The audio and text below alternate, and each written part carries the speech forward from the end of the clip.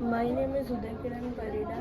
I study in 7th grade in DPS Noida and I want to take your interview.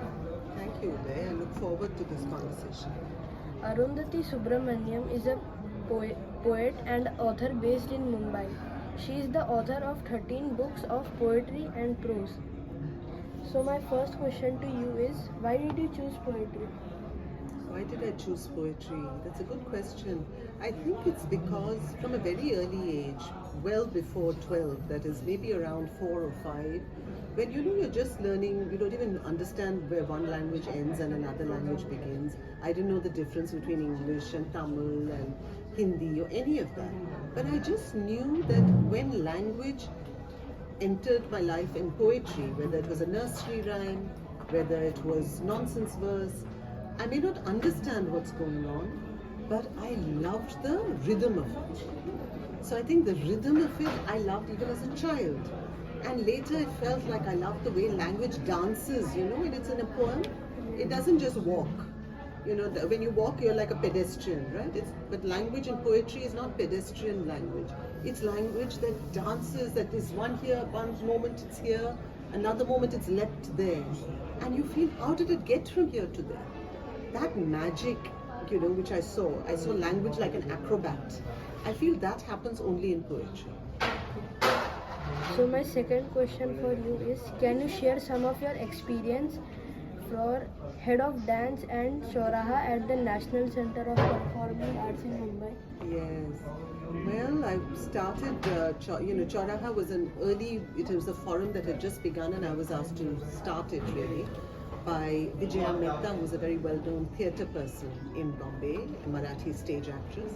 And so I started Choraha, and Choraha was about getting artists of different disciplines, theatre people, dancers, musicians, literary people, to get them together, share their work, have conversations, not about sitting back and judging a performance, not like that, but about actually getting them together to talk to each other, and to have discussions. And in the discussions you learn something. So that's what Choraha was. That's why it's Choraha, crossroads.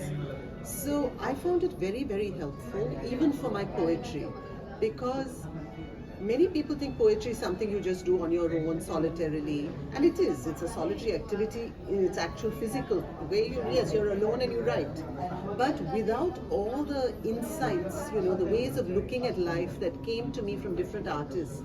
When dancers talk about their dance, what are they saying? When theatre people talk about what it means to be on stage, what are they saying? What is the magic in every form?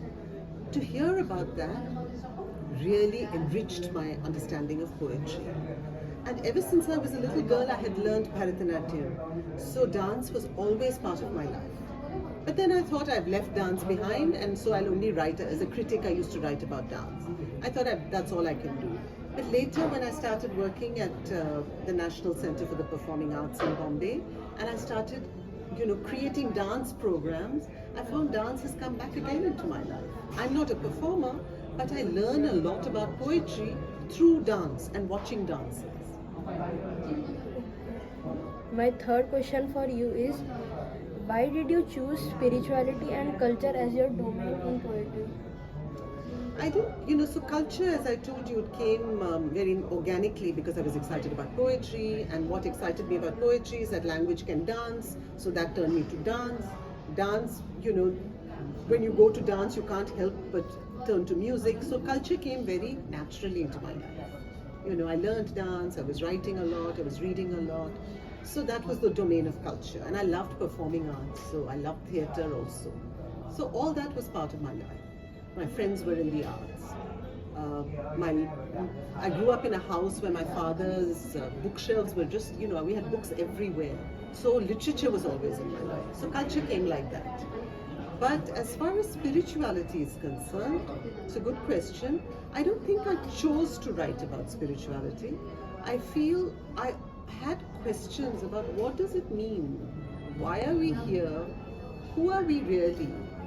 If we didn't have our parents and we didn't have our friends and we didn't have a school to tell us which standard we're in or which grade we're in, who are we? Those questions, when they started, that took me into the domain of the spiritual without my realizing it. what am I doing here? Why is life is beautiful, but there also we lose many people we care for? What is this business of living, losing, dying? What is it all about? I had those questions as a little girl, but I didn't know how to ask those questions.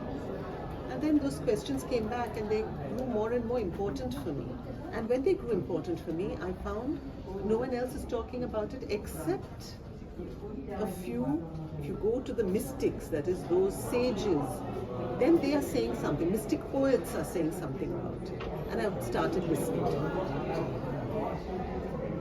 The fourth question for you is, what are your views and insight on today's generation towards our culture? Towards your culture. I feel culture is something that, the best way to do it growing up, I feel, to be exposed to culture, is to just be omnivorous. You know what omnivorous means? That is, you haven't decided whether you're vegetarian, non-vegetarian, whatever, you're both. So I'm saying you must have that kind of great appetite for everything. That's how, you should grow up watching as much dance, as much music, as much theatre as possible, see what you're drawn to, read widely. I feel that there should be no boundaries on, acha, this is where my culture ends and someone else's culture begins. There should not be those boundaries. You should be encouraged to appreciate everything. What it means to live here in this such a rich subcontinent we live in, such a rich, culturally rich subcontinent. What does it mean to inherit so much? To be in this particular region like we are today in Odisha, such the arts, the crafts, the textiles, the dance, the music, the richness of it, to see and hear as much of it as possible. So I feel to start like that. And then later, naturally, we will tend to move towards what really speaks to us. So for me, I moved gradually and naturally towards literature and towards the performing arts. I have had other friends who moved towards visual arts or different, other aspects. Each one is drawn according to their tastes and temperament. But initially, expose yourself as widely as you can. That's what I think. And I feel that's what this generation needs to do. Don't get taken in too much by slogans. You know what slogans are? This is right, this is wrong. Slogans are not where art is. Art is in an experience. Whenever you know an inner experience, I hear this piece of music, inside me, this is how I feel. Stay in touch with how you're feeling inside you. Once you're in touch with that, no one has to train you to become culturally aware. You will naturally move towards culture and deepen your understanding of culture. The last but not the least question, whom do you look as an inspiration in the poetic field? So when I was a much younger poet, Uday, for me my mentor was Nissim Ezekiel, who was a very major Indian poet who wrote in English. So he was my mentor figure in many ways. So I think he was very important. And then there were many other poets whom I got to know who were also in Mumbai, well-known poets like Giv Patel and Imtiaz Dhakar, Adil Jasawala, many others. But I'd say, who do I look up to is a difficult question. Many of the people I look up to are dead and gone, but their voices are still with me. So I still look up to them. I still read Kabir and Tukaram, and I love their poetry. So the good thing about poetry is that the words live on, even if the person is no longer there. Thanks for the interview. Thank you. I enjoyed talking to you.